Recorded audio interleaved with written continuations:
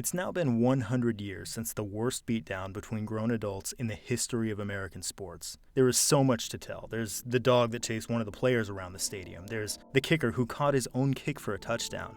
There's the player who entered the game, took a snap, threw the ball in the air in a state of sheer terror, ran off the field and hid. And of course, there's the score. In 1916, Georgia Tech's football team beat Cumberland College by a score of 202. Oh, sorry. I forgot one.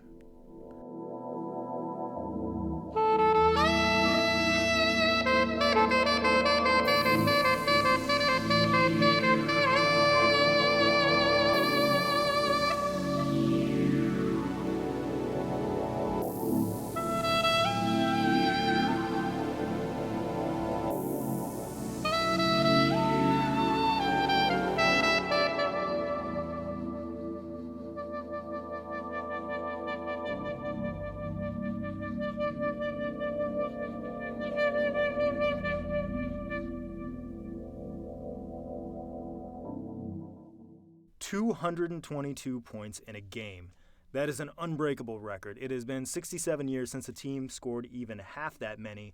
To do this, Georgia Tech had to score 32 touchdowns in 55 minutes, which means it had to score a touchdown every minute 43. Now, it is fair to say that Georgia Tech was a million times better than Cumberland College, but that doesn't explain this.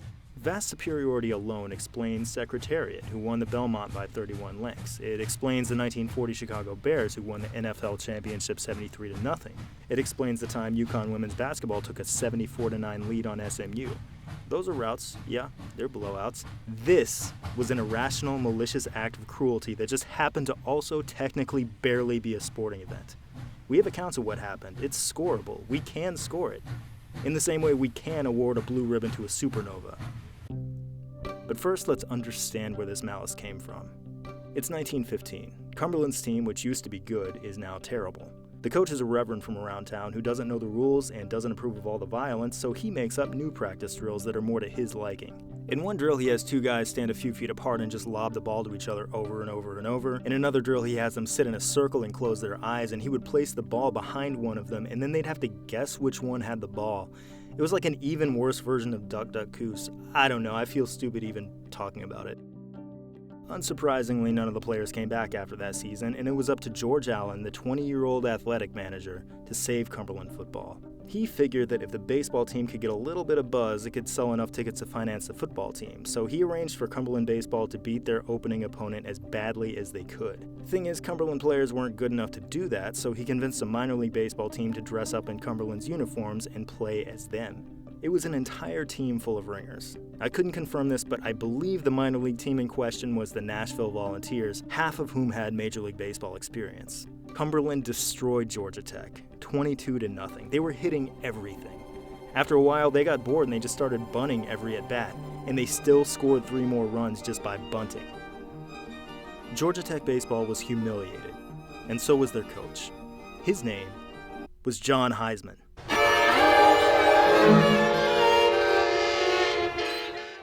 Heisman was a great baseball coach, but he remains one of football's architects. Let's look at a modern-day football game. The scoreboard shows the down, yardage, and game clock. That was John Heisman's idea. The quarterback yells, "Hut." Heisman came up with that. Then the center snaps the ball in the air to the quarterback. Heisman invented that. Then the quarterback throws a forward pass. Heisman invented that too. This quarterback was the best in the nation, so they gave him a trophy called the Heisman Trophy. In showing up John Heisman, Cumberland angered a football god. 1916 rolled around, and Cumberland no longer had a football team. Heisman didn't care. Georgia Tech Cumberland was on the football schedule, and Heisman threatened to charge the school $3,000 if they forfeited. That's $66,000 in today's money, and it was more than Cumberland could comfortably afford. Heisman had another target: sports writers. Couldn't stand him. I mean, it's not for no reason. Sports writers are useless. We are useless. Heisman took issue with the way sports writers oversimplified. They figured that the more points a team scored, the better that team was. Heisman knew it wasn't as simple as that, so he wanted to rack up as many points on Cumberland as he possibly could to show that if you really wanted to and your opponent was bad enough, you could score as much as you wanted. In order to save themselves a crippling amount of debt, Cumberland rounded up a bunch of law students, some of whom didn't even know how to play football, and sent them to play against what may have been the best football team on the planet. It's the afternoon of October 7th, 1916. H.J. Carney waits for the opening kickoff to fall out of the sky. He doesn't move. He looks to his right, where Edwards, the quarterback, makes a block. He turns to his left, where a man listed as George Murphy gets ready to throw another block. This is not actually George Murphy. This is Johnny Dog Nelson, the only ringer George Allen was able to recruit this time around. He's a former player and a sports writer by trade. Here he is reporting on another football team a month from now. Johnny Dog whiffs entirely. Carney still hasn't moved. He's clobbered right where he caught the ball. Edwards, who made the first block, is knocked out cold. Cumberland has lost its quarterback on the first play of the game. Cumberland gains 3 yards on its first play from scrimmage. It's one of only 4 times they'll get past the line of scrimmage all day. They choose to punt on third down, and Tech scores 2 plays later. Cumberland fumbles on 1st and 10, Tech scores. Cumberland fumbles on 1st and 10 again, Tech scores again. By the 18th play of the game, Tech is already up 28-0. Everything is as it should be. Georgia Tech is a powerhouse. They were in the middle of a 33-game undefeated streak that lasted more than 4 years. Up 28-0, Georgia Tech is stopped at the 1, but it's not because Cumberland stopped them. The opposite, actually. Tech's running back, Strupper, takes it to the 1 untouched. The Cumberland players actually get out of his way. But then he downs it. What happens next comes from a book about this game called You Dropped It, You Pick It Up by Jim Paul. It is the most complete source on this game I was able to find. Sadly, it's out of print.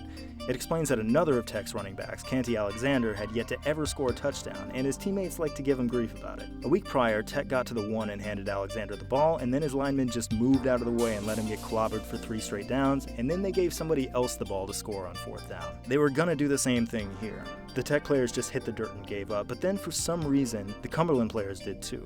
Maybe they were scared, maybe it was some weird animalistic instinct, or maybe they just didn't know what to do. That left Alexander as the only man standing on the field, 1 yard from the goal.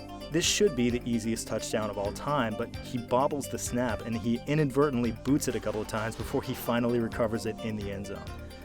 As a 2-team effort, it's probably one of the dumbest plays in the history of football. So after the touchdown, Georgia Tech receives the kickoff. Yeah, Georgia Tech, who just scored, receives the kickoff. See, back in the day, if your opponent scored on you, you had the option of kicking or receiving on the ensuing play. I don't know why you would ever do this or why this was an option, but it was, and throughout the game, Cumberland chose to kick after being scored on 5 times. Early in the second quarter, Tech leads 70-0. Against all odds, Cumberland actually finds itself a 3rd and 1. Coach Allen wants to catch them off guard, and he wants to do this by punting. George E. Allen will later go on to have an eventful life. He'll serve as a political operative and become close with FDR, Truman, and Eisenhower. They were presidents who had known him. He even wrote a book. It was called Presidents Who Have Known Me. But for now, he is a nervous 20-year-old nobody coaching against John Heisman. He orders his team to punt, but in the huddle, they decide, no, we are absolutely not punting on 3rd and 1. They line up, Leon McDonald gets the pitch right, and then rather than go the 1 yard for the 1st down, he panics and punts anyway. It bounces out of bounds 11 yards downfield. Play 45. Morris Gouger fields the kick, and Georgia Tech's special team unit somehow overruns him. There's nothing but open field in front of him. He has daylight. Cumberland hasn't even made it to the 50-yard line yet. A touchdown would be unthinkable. Morris trips and falls over a teammate at his own 20. His teammate was looking for his glasses. Play 48. Edwards, the quarterback who was knocked out cold on the first play of the game, is sent back in. He can't really walk straight. He can't even talk. He is showing obvious concussion-like symptoms. He can't call for the snap. His impatient center snaps it anyway and pops him right in the head. Edwards has now appeared in 2 plays and has been carried off the field unconscious 2 times. Later, this will also happen a 3rd time. Today, we look on this with horror. Back then, a concussion was treated about as seriously as a Charlie horse. This game has entered an unbelievably lengthy sequence. Between plays 44 and 82, the line of scrimmage never leaves Cumberland's red zone. For 39 straight plays, about 1/3 of the game, the line of scrimmage for both teams is always inside the Cumberland 20. This is absolutely ludicrous, and it's also what makes Georgia Tech's total offense all the more impressive. See, Tech only managed 471 offensive yards, which is not a ton. That's because they dominated Cumberland's offense so completely that their own offense just didn't have enough room to gain a lot of yards. Look at where their offense got the ball. Only a few of these could be considered real drives in the traditional sense. Most of them started inside the 20. They couldn't gain yards because they kept running out of them. Contrast this with a game Tech played against Vanderbilt in 2016, just a few weeks ago. Tech won 38-7. It was a great game for them. Taking into account turnovers, returns, and every other time they touched the ball on a play-by-play basis, they picked up 17% of the yards they could possibly get. And remember, that's a one-sided route. The 1916 team picked up 72% of all possible yards. No matter where you dropped Georgia Tech on the field, they were highly likely to score immediately on that play. It's staggering. Jim Priest is Georgia Tech's kicker, and he's bored. By the time this game is all over, he will have kicked 18 extra points. He bets his teammate a steak dinner that he can kick a ball through the uprights on a kickoff. But then he one-ups himself and he turns on the Jets. Morris Gouger, while lining up for the catch, smacks into the goalpost, the ball bounces off his head and into Priest's arms. Jim Priest has just caught his own kickoff for a touchdown. It's halftime. Coach Allen's team is physically and emotionally destroyed. Cumberland is losing 126-0. If that were a final score today, it would be the worst final score since 1932. Allen has no choice. He has to go talk to the man himself. He figures maybe Heisman will agree to end the game at 1/2. After all, Cumberland held up their end of the bargain. They showed up. Georgia Tech has all its gate receipts. It's true that John Heisman is a disciplined man. In fact, he was famous for telling his teams, better to have died a small boy than to fumble this football. But he's also a noble sportsman. Maybe he'll show mercy. Heisman does agree to shorten the game. By 5 minutes. He is a creator of this game. He is a football god, and a god who takes instruction from the God of the Old Testament. He is here to reduce them all to pillars of salt. He is a creator of fear and of you. He will grind your bones to make his bread. Skimming 5 minutes off the end still guarantees Cumberland 25 minutes of horror.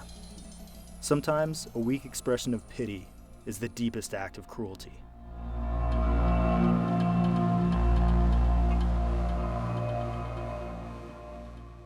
Play 78.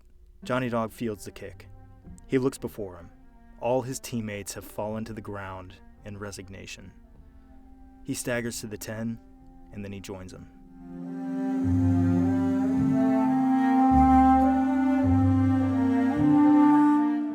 Edwards is back in the game, despite being knocked unconscious twice. He takes the snap and pitches it to Johnny Dog, who pitches it back. Neither of them want the ball. They keep tossing it back and forth, demanding that the other one take it. And the weight of a Georgia Tech tackler crashes down on them both. Edwards is carried off the field a third time. All right, brief disclaimer. I'm about to tell you a part of the story that I don't think is true. It's in the book, so I'm going to tell you about it, but as the story goes, by now Cumberland is short on willing and able players. At least 2 players have run away and hid. 2 more players have leg injuries. So Coach Allen ties their injured legs together and has them hobble along on the field as one man. Play 84. Coach Allen sends in a law student known simply as Pee-wee, who is only here to impress his professors. Pee-wee does not know anything about the rules of football. He is ensured that he will not have to touch the ball or actually do anything. The center direct snaps him the ball. He stumbles around in a state of panic, then flings the ball away in fright. In the ensuing scramble, he runs away. He is now the 4th Cumberland player to try to run out of Grant Field. He hides behind a fence where 2 other players are hiding. They don't want him to give away their hiding spot, so they throw him back over the fence. There is no escape. Play 86. Johnny Dog is chased around the stadium by an actual dog who has wandered in from the stands. Sure, why not? If you're a regular viewer, you'll probably remember this little guy. All I can conclude is that in the early 20th century, wild dogs were everywhere. Play 94. Georgia Tech scores to make it 173-0. The point-after attempt that follows is poetry. If Cumberland just lets this extra point sail through, the final score ends up being 223-0. But they block it, unwittingly ensuring the precision of Heisman's revenge. A 22-0 baseball loss is answered by a 222-0 unholy clobbering. I don't know how or why Cumberland finds resolve to fight at this moment, but they do. They execute what's known as the climb the ladder play, which has since been made illegal. One player gets on all fours and grabs the knees of a second player, who bends over at the waist and grabs the stomach of a third player. A fourth player, Vishy Woods, steps over their backs and shoulders and leaps as high as he can. This is Vishy Woods' face before the play. This is Vishy Wood's face after this play.